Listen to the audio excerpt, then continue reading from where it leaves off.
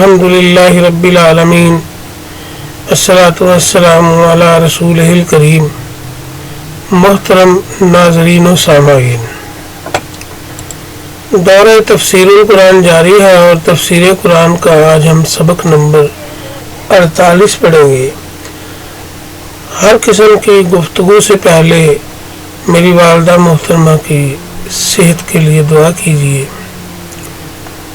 ان کی طرف مصروفیت کی وجہ سے ویڈیوز باقاعدگی سے روزانہ آپ کو موصول نہیں ہو رہی، تو اس بات پہ میں آپ سے معذرت خواہ ہوں اور دعا کی درخواست کرتا ہوں کہ ان کی صحت کے لیے دعا کریں۔ تو عزیزان محترم، سورہ فاتحہ کی آیت نمبر 7 کے ضمن میں ہم لفظ آمین پر تحقیقی گفتگو آپ کے گوش گزار کر رہے ہیں۔ آمین قرآن مجید کا جز ہے کہ نہیں، اس کے متعلق علامہ آلوسی لکھتے ہیں کہ اس پر اجماع ہے کہ آمین قرآن مجید کا جز نہیں ہے۔ اسی وجہ سے سورہ فاتحہ اور آمین کے درمیان تھوڑا سا وقفہ کیا جاتا ہے۔ مجاہد سے یہ منقول ہے کہ آمین سورت کا جز ہے، لیکن یہ قطعاً باطل قول ہے۔ مصحف عثمان اور دیگر مصاحف میں آمین کو نہیں لکھا جاتا، اور متعدد علماء نے کہا ہے کہ آمین کو قرآن کا جز ماننا کفر ہے۔ یہ قدیم مطبوعہ بیروت کی روح المعانی، قرآن پاک کی انتہائی معتبر تفسیر، اس میں علامہ آلوسی لکھتے ہیں۔ اگر ہم گفتگو کرتے ہیں فاتحہ خلف الامام پہ، سب سے پہلے میں آپ کو یہ بتاؤں کہ فاتحہ خلف الامام ہوتا کیا ہے۔ عمومی لوگوں کو فاتحہ خلف الامام کا معلوم نہیں۔ فاتحہ خلف الامام جو ہے اس کے دو حصے ہیں، دو جز ہیں، دو مفہوم ہیں، دو معنی ہیں۔ ایک مفہوم اور معنی یہ ہے کہ سورہ فاتحہ کا نماز میں پڑھا جانا، اس میں چیزہ ہے کہ ایک طبقے کا اختلاف ضرور ہے، مگر وہ چند لوگ ہیں اور ان کی کوئی حیثیت یا اہمیت نہیں ہے۔ سب سے کامل اور معتبر یہی ہے، اور جو بالکل بجا اور درست بات ہے، کہ سورہ فاتحہ نماز کی رکعت کا قیام کا حصہ ہے، یعنی صحت و تندرست آدمی کے قیام کا حصہ ہے۔ ویسے تو اگر کوئی بیٹھ کر بیماری کی کمزوری کی وجہ سے پڑھے یا لیٹ کر پڑھے نماز، تو کسی صورت معاف نہیں ہے، لیکن سورہ فاتحہ ضرور پڑھنی ہے جب وہ خیال میں، تصور میں، قیام کی حالت میں۔ تو یہ اس سطح کا اختلاف کو اختلافی مسئلہ نہیں کہا جاتا۔ اختلافی مسئلہ جیسا کہ رفع یدین وغیرہ ہے، ان کو اختلافی مسئلہ کہتے ہیں۔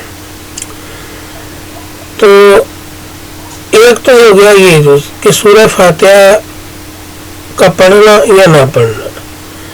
تو سورہ فاتحہ پڑھنا ایک لازمی جز ہے، اس میں چند ایک کی اختلافی رائے، وہ ان کا ذاتی نظریہ ہے، اس کا دین کے ساتھ کوئی تعلق نہیں۔ اب اس کا جو دوسرا معنی مفہوم ہے وہ یہ ہے کہ امام جماعت کے ساتھ امام کے پیچھے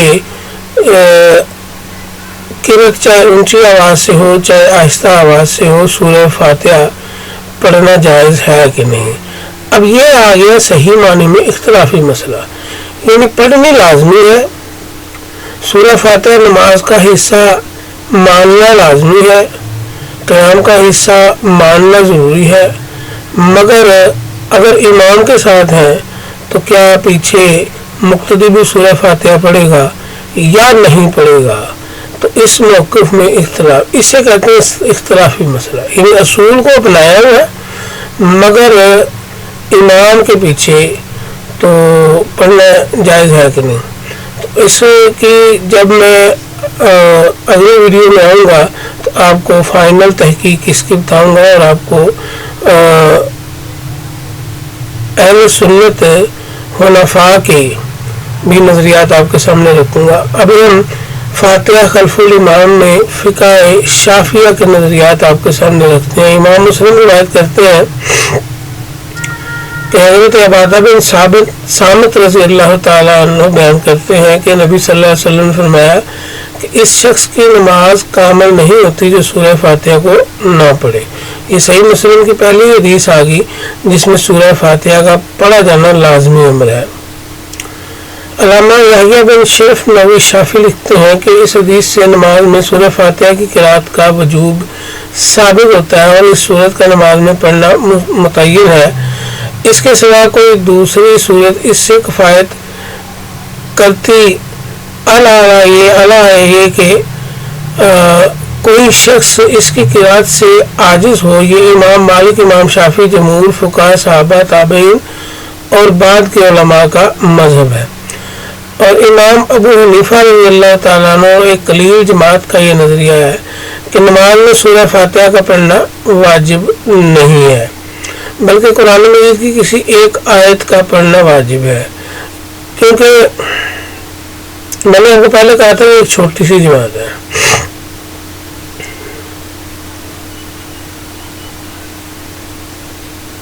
کیونکہ رسول اللہ صلی اللہ علیہ وسلم کا ارشاد ہے جو کچھ تم آسانی سے پڑھ سکو وہ پڑھو. علامہ نووی نے یہ صحیح نہیں لکھا.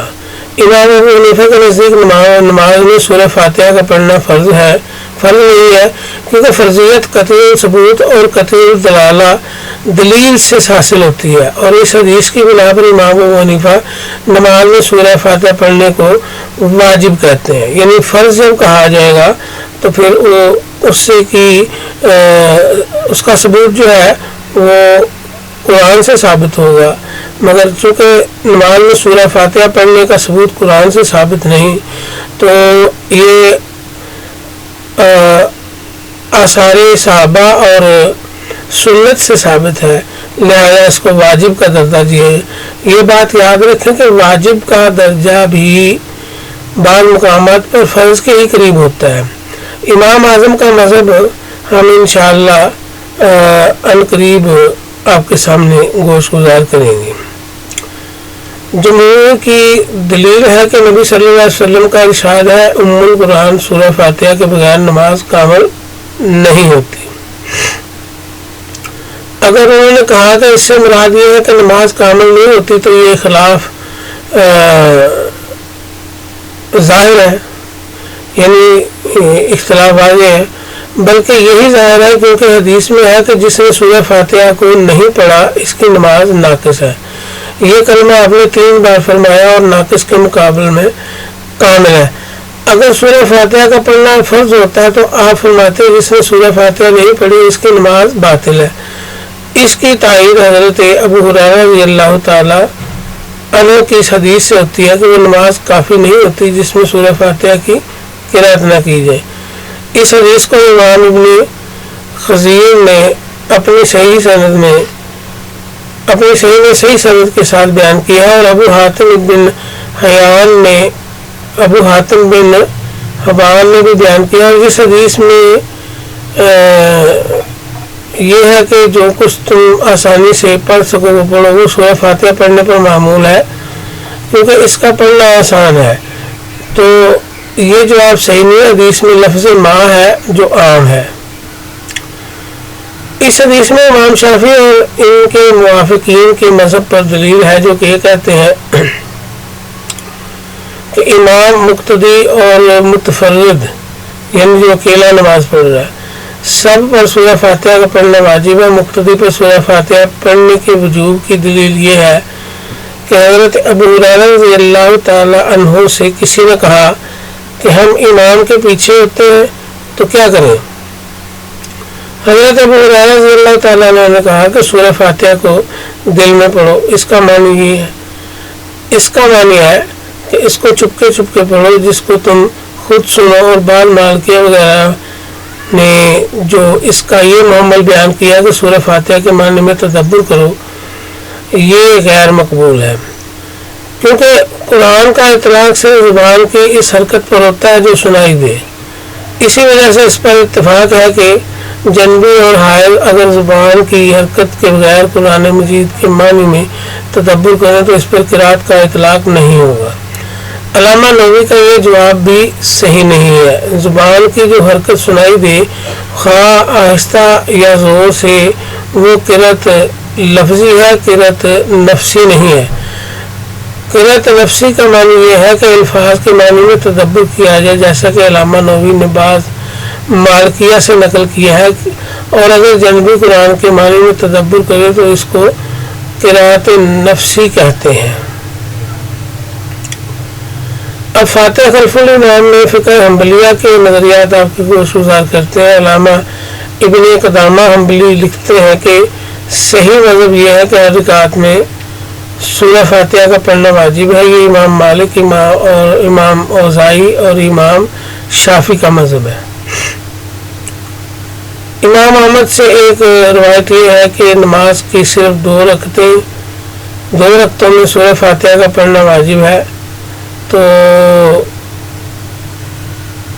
نحوی اور سوری اور امام ابو حنیفہ سے بھی اسی طرح روایت ہے، کیونکہ حضرت علی رضی اللہ تعالیٰ عنہ نے فرمایا کہ پہلی 2 رکعتوں میں قرات کرو اور دوسری 2 رکعتوں میں تسبیح کرو، نیز اگر باقی رکعات میں قرات واجب ہوتی تو جہری نمازوں میں ان میں جہر سے قرات واجب ہوتی۔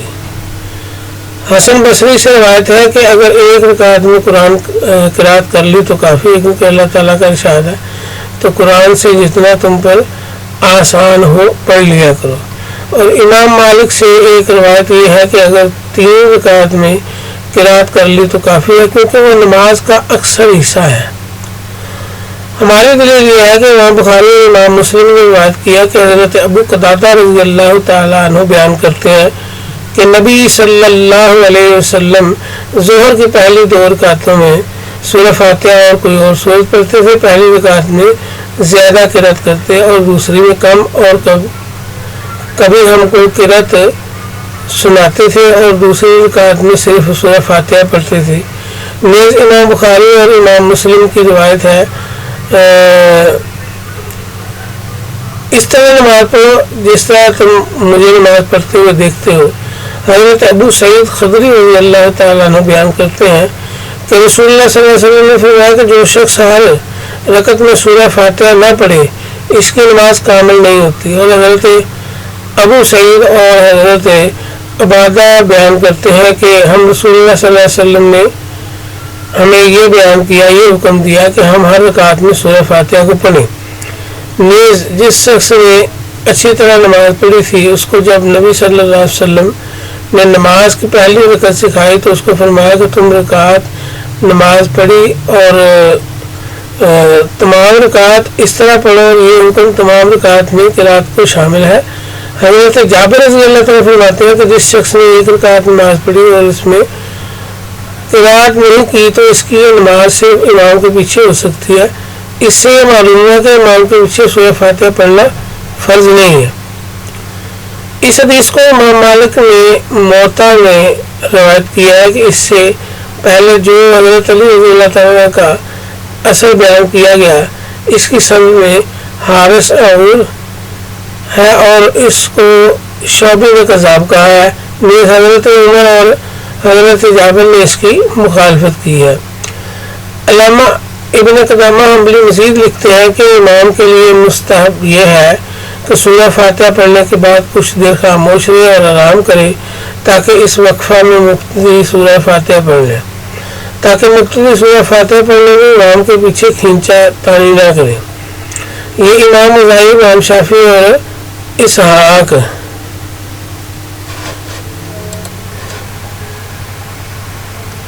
کا مذہب ہے کہ امام مالک اور اصحاب رائے نے اس کو مکروہ کہا ہے۔ ہماری دلیل یہ ہے کہ امام ابو داؤد اور امام ابن ماجہ نے روایت کیا ہے کہ حضرت سمرہ رضی اللہ تعالیٰ عنہ کہتے ہیں کہ میں نے رسول اللہ صلی اللہ علیہ وسلم سے 2 سکتے یاد رکھے، ایک سکتہ تکبیر تحریمہ کے بعد اور ایک سکتہ غیر المغضوب علیہم ولا الضالین کی قرات کے بعد۔